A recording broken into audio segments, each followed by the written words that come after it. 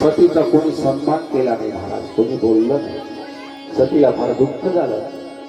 सती त्या ठिकाणी आली, तिने पाहिलं त्या ठिकाणी सर्वांच्या नावाचे आसन टाकलेले, सर्व देवांच्या नावाचे हरिर द्रव्य त्या ठिकाणी ठेवलेले आहे. बाई बाई आणि सर्व एकंदरीत देवांचे हवीर द्रव्य वगैरे ठेवलेले आहे.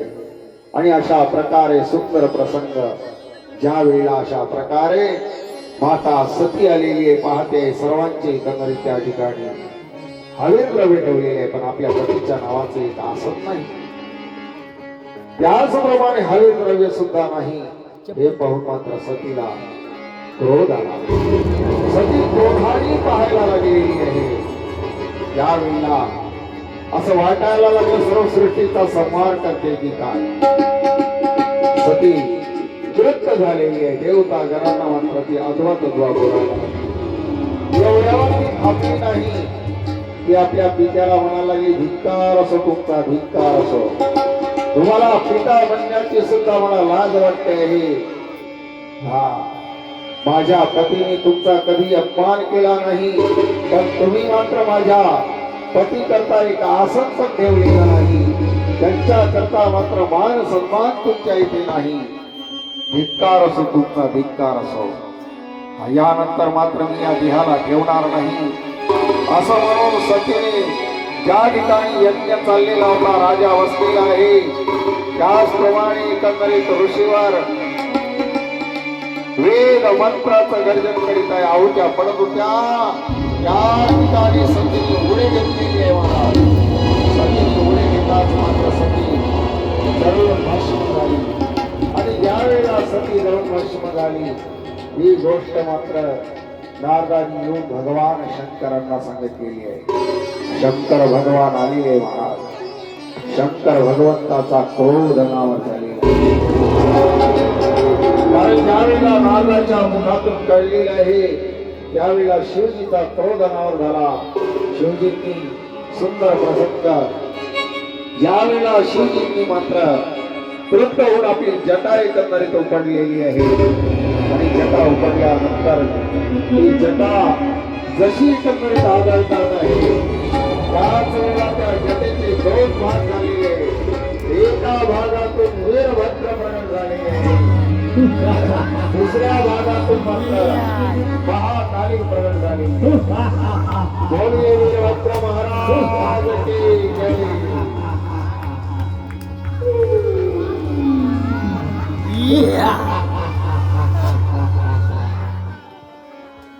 आणि अशा प्रकारे वीरभद्र प्रकट झालेले. वीरभद्र आणि वीरभद्राने आता मात्र भगवान शंकरांना प्रणाम केला.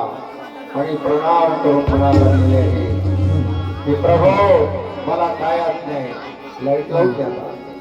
आणि अशा प्रकारे गोड प्रसंग ज्या वेळेला अशा प्रकारे मात्र हा काय अन्याय म्हटल्यानंतर भगवंतांनी सांगितलं, जा या दक्षाचा वाद करून टाक. त्याच वेळेला मात्र ती महाकाली निघालेली आहे, सोबत योगिनी, डाकिनी, शाकिनी आणि वीरभद्र युद्ध आरंभ झालेला आहे महाराज. आणि यावेळेला अशा प्रकारे युद्ध चाललेलं आहे, घमासान युद्ध चाललेलं आहे.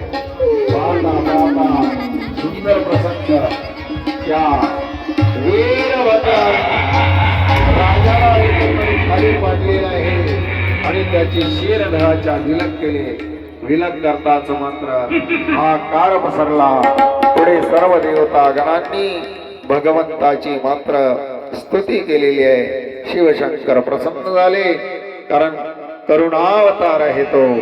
आणि शिवशंकरांनी मात्र सर्वांना जीवित केलेला आहे. आणि त्यानंतर मात्र सुंदर प्रसंग त्यांनी सांगितलेला आहे की या दक्षाचं शिर कुठे आहे.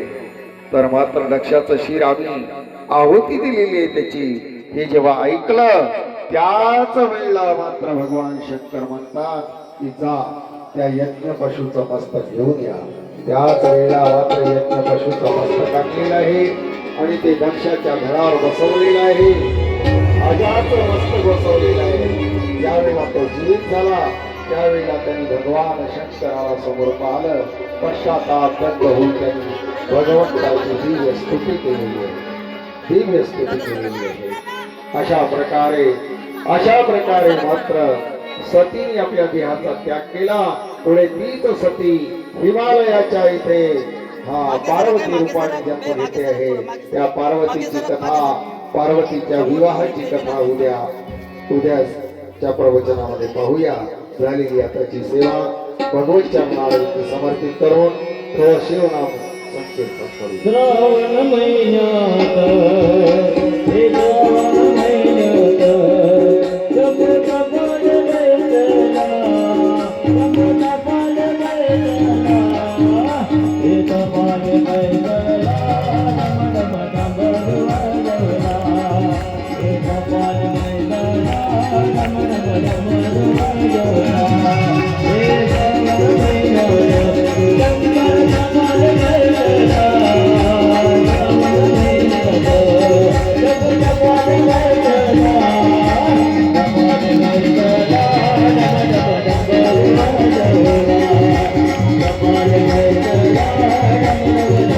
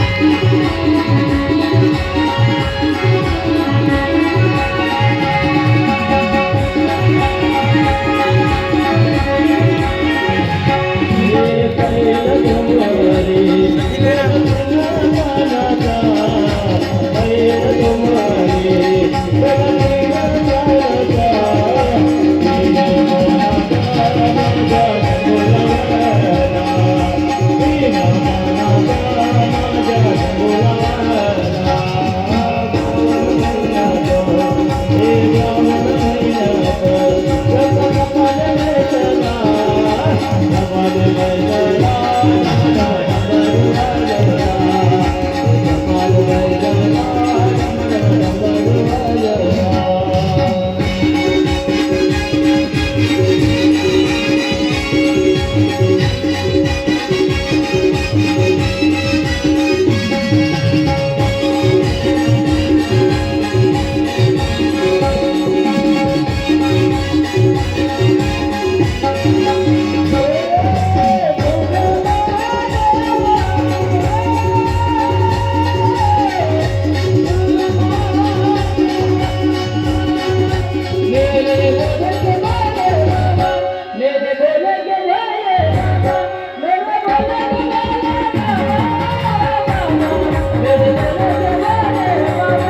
मेरे